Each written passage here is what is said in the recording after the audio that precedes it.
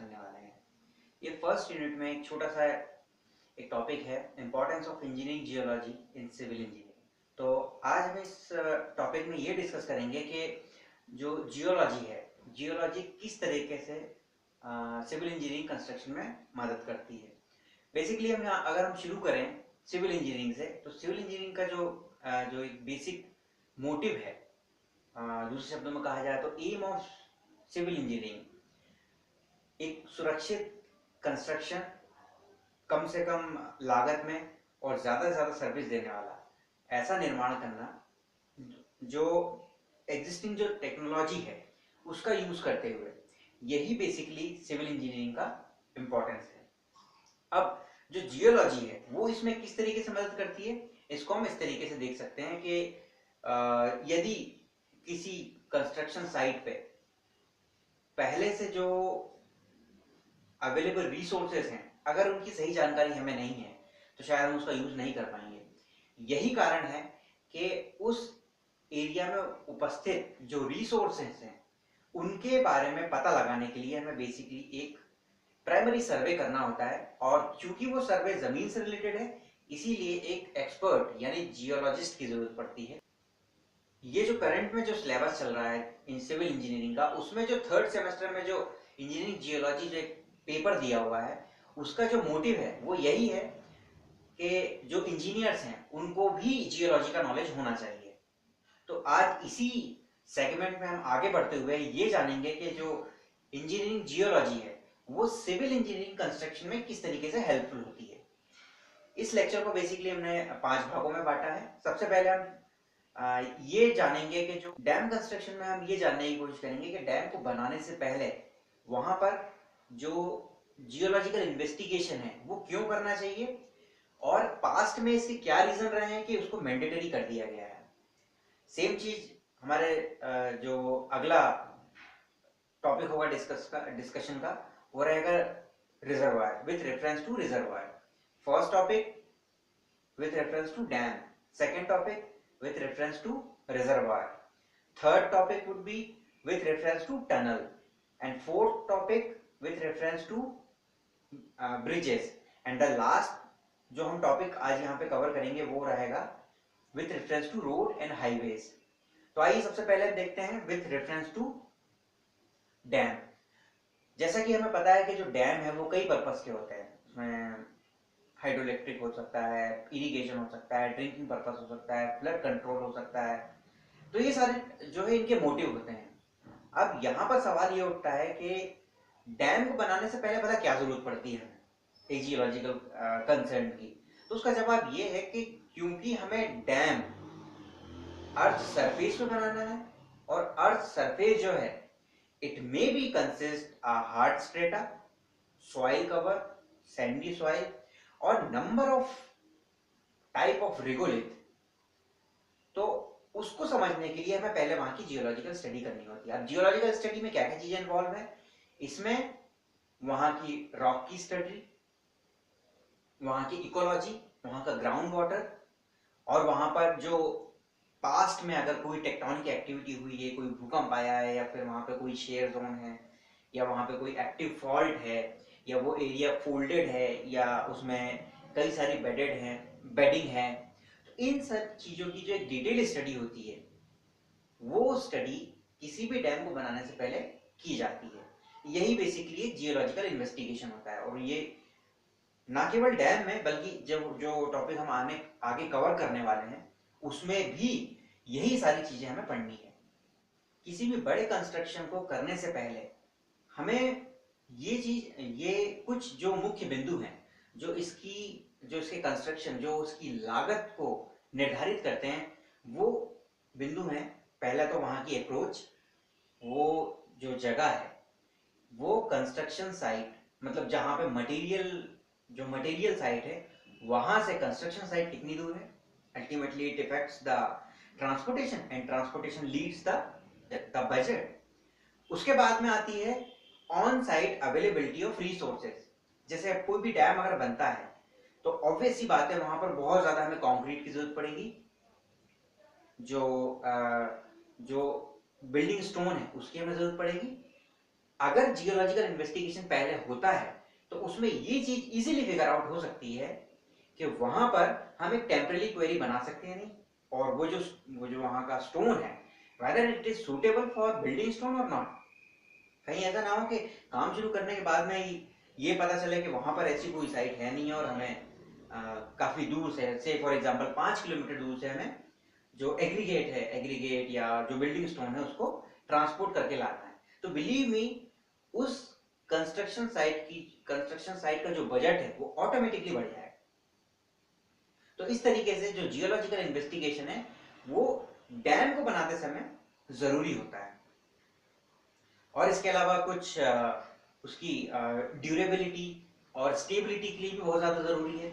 For example, अगर कोई हम डैम बनाते हैं तो ऑब्वियस सी बात है वहां पर बहुत एक काफी बड़ा एरिया जो रिजर्वायर के रूप में रहता है, जिसमें पानी रहता है, उस ह्यूज अमाउंट में पानी को स्टोर करने के लिए एक बहुत ज्यादा स्ट्रेंथ की और वाटर टाइट रॉक की हमें जरूरत पड़ेगी।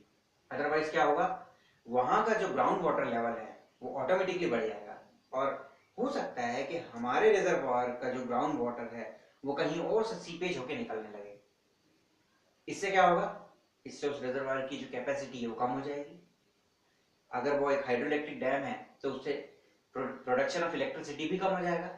इन सारी चीजों को ध्यान में रखते हुए वहां पर ग्राउंड वाटर कंडीशन की स्टडी भी जरूरी है, जो कि जियोलॉजिकल इन्वेस्टिगेशन में ही आती है।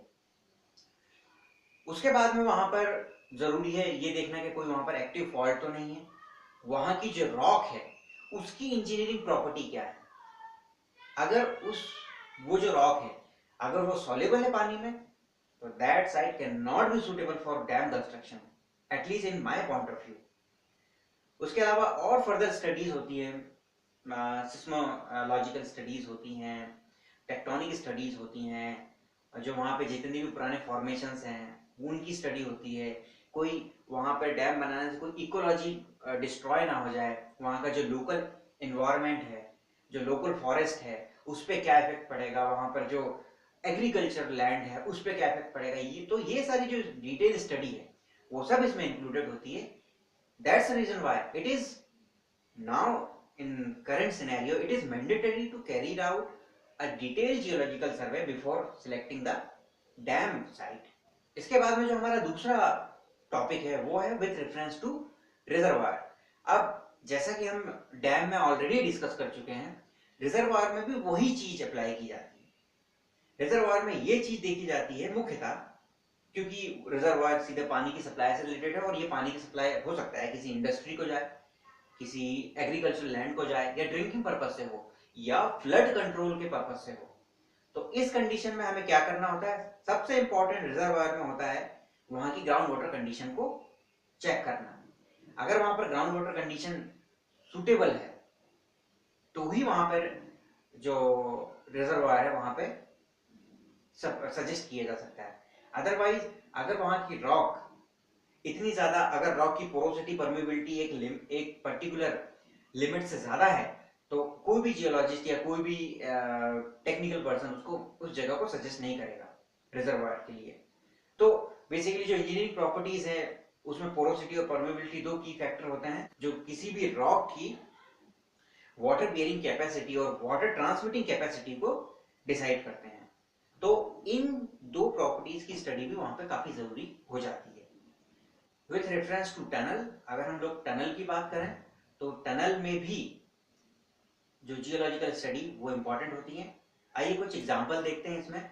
The Ramganga diversion tunnel which is basically in the northern Himalayan region of India, Umiya Barapani stage 1 tunnel जो कि मेघालय स्टेट में है, जैसे जवाहर टनल जम्मू एंड कश्मीर में है, कोयना स्टेज 3 टनल जो कि एक रेलवे टनल है, और अंत में सबसे जो कि प्रसिद्ध है भारत में, बेसिन क्रीक टनल जो कि मुंबई में है। गोवा से मुंबई के बीच में जो एक रास्ता है उसमें ये टनल बनी हुई है और ये भारत की दूसरी सबसे लंबी टनल है। टनल की अगर बात करें तो टनल में जो सबसे इंपॉर्टेंट की फैक्टर होता है, क्योंकि टनल जमीन के कुछ मीटर नीचे होती है, सीधी सी बात है वहां पर जो ग्राउंड वाटर कंडीशन है वो सबसे ज्यादा इंपॉर्टेंट होती है। ग्राउंड वाटर कंडीशन को चेक करने के लिए हमें वो जो भी रॉक है जो वहां पे होस्ट रॉक है उस होस्ट रॉक के सैंपल लेके हमें ये टेस्ट करना पड़ता है, या कहो तो इंजीनियरिंग जो प्रॉपर्टी है वो चेक करनी पड़ती है कि इसमें जो इसकी पोरोसिटी और जो परमेबिलिटी है that should be very less. अगर ये परमेबिलिटी और पोरोसिटी कम नहीं है तो क्या होगा, टाइम टू टाइम जो सीपेज की प्रॉब्लम है उस टनल में वो बढ़ जाएगी। और अगर सीपेज कंटिन्यूअसली उस टनल में रहेगा, इट मे पॉसिबल कि जो विड्रॉल पंप है वो हमें बड़े लगाने पड़े, या उनसे उसका जो मेंटेनेंस है वो ज्यादा बढ़ जाए। तो इन सब चीजों को ध्यान में रखते हुए इस चीज को भी हमें फिगर आउट करना होता है कि जो उसकी जो पोरोसिटी और जो परमेबिलिटी है वो एक जो रिस्ट्रिक्टेड लिमिट है उससे ज्यादा ना हो। और इसके अलावा कई सारे और भी प्रिकॉशंस लिए जाते हैं जब टनल बनाई जाती है, जिसमें रॉक की स्ट्रेंथ है, फॉल्ट और जो क्रैक्स वगैरह हैं, इन सब चीजों के ऊपर भी काफी ध्यान दिया जाता है। और सबसे इंपॉर्टेंट इसमें है कि वो जो टनल है किसी शेयर जोन में ना आ रही है, क्योंकि अगर वो टनल किसी शेयर जोन में आएगी और हो सकता है कि वाइल द मेकिंग टनल वो जो शेयर जोन है उसकी स्ट्रेस अगर रिलीज होगी तो it may causes a small earthquake, or it may causes the permanent damage in TBM। TBM का मतलब टनल बोरिंग मशीन। तो इस तरीके से हमें टनल बनाते समय भी कुछ जो इंजीनियरिंग प्रॉपर्टीज हैं और जो जियोलॉजिकल रेफरेंस है उनकी स्टडी करनी बहुत ज्यादा जरूरी है। अब बात करें ब्रिज के रेफरेंस में, तो ब्रिज के रेफरेंस में तो जो सबसे इंपॉर्टेंट की फैक्टर है वो है लोड बेरिंग कैपेसिटी। जैसा कि हमें पता है कि कई सारे जो रेनाउंड जो ब्रिज के डिजाइन है, फॉर एग्जांपल अगर केबल स्टे ब्रिज को हम ले लेते हैं तो केबल स्टे ब्रिज या सस्पेंशन ब्रिज में दो बड़े अबटमेंट लगाए जाते हैं जिसपे सारी केबल और जितने भी स्लैब उस ब्रिज पे लगाए जाएंगे उन सबका लोड आता है। तो वो जो अबटमेंट है जिसपे आपके मेन जो टावर है वो स्टैंड करेंगे, अगर वहां पर उसके आसपास के एरिया की जो लोडिंग कैपेसिटी है वो ज्यादा नहीं है तो क्या होगा, हो सकता है कि वो डिफॉर्म हो जाए, वो अपनी जगह से टिल्ट हो जाए या डिस्प्लेस हो जाए। तो इससे क्या होगा, इससे कई जो बजट है कई गुना बढ़ सकता है, क्योंकि एक बार कोई चीज अगर कोई कंस्ट्रक्शन शुरू हो जाता है तो it is very tough to change the site. Although it may possible, मतलब ऐसा जरूर हो सकता है कि उसमें कुछ रेमेडियल मेजर्स करके उसी साइट को कंटिन्यू किया जाए। तो ऑब्वियस सीधी सी बात है, जब किसी भी कंस्ट्रक्शन साइट में कोई ट्रीटमेंट किया जाता है तो उससे भी अल्टीमेटली उसका बजट बढ़ता है। तो इन सारी चीजों को अवॉइड करने के लिए भी जब भी कोई ब्रिज बनाया जाता है तो उसमें सॉइल टेस्ट, वहां की रॉक टेस्ट, जो रॉक की जो इंजीनियरिंग प्रॉपर्टीज हैं उन सब के टेस्ट, और जो जो इम्पोर्टेंट चीज है वो कि जो बेड है वो कहाँ तक स्ट्रांग है, इन सब चीजों की डिटेल स्टडी की जाती है। अल्टीमेटली ये सारी स्टडी वही एक डिटेल जियोलॉजिकल रिपोर्ट के फॉर्म में उसमें जो एक्सपर्ट है उनको दी जाती है। रोड्स और हाईवेज की अगर बात करें तो रोड्स और हाईवेज में भी कुछ जो इम्पोर्टेंट फैक्टर हैं उनकी डिटेल स्टडी काफी ज्यादा जरूरी होती है। जैसे वहां पे जो प्री एग्जिस्टिंग रॉक है उसकी इंजीनियरिंग प्रॉपर्टी क्या है, वहां के ग्राउंड वाटर कंडीशन क्या है, वहां पर वाटर लॉगिंग की प्रॉब्लम तो नहीं है, कोई एक्टिव फॉल्ट तो नहीं है, कोई शेयर जोन तो नहीं आता है, वहां पर जो फ्रीक्वेंटली अर्थक्वेक है वो सब तो नहीं आते। तो ये सारी चीजों की जो स्टडी है वो भी जब हम किसी रोड या हाईवेज जो जो 6 लेन और 4 लेन जो हाईवेज बनते हैं आजकल, उनको बनाने से पहले भी एक जियोलॉजिकल स्टडी की जाती है। यहाँ पर इस लेक्चर का मतलब, इस पूरे वीडियो का जो मोटिव है बेसिकली इस चीज को डिस्क्राइब करना नहीं है कि अगर आपने जियोलॉजिकल इन्वेस्टिगेशन नहीं की है तो हमेशा नेगेटिव ही होगा, हमेशा उसमें प्रॉब्लम ही आएगी, ऐसा हमेशा नहीं।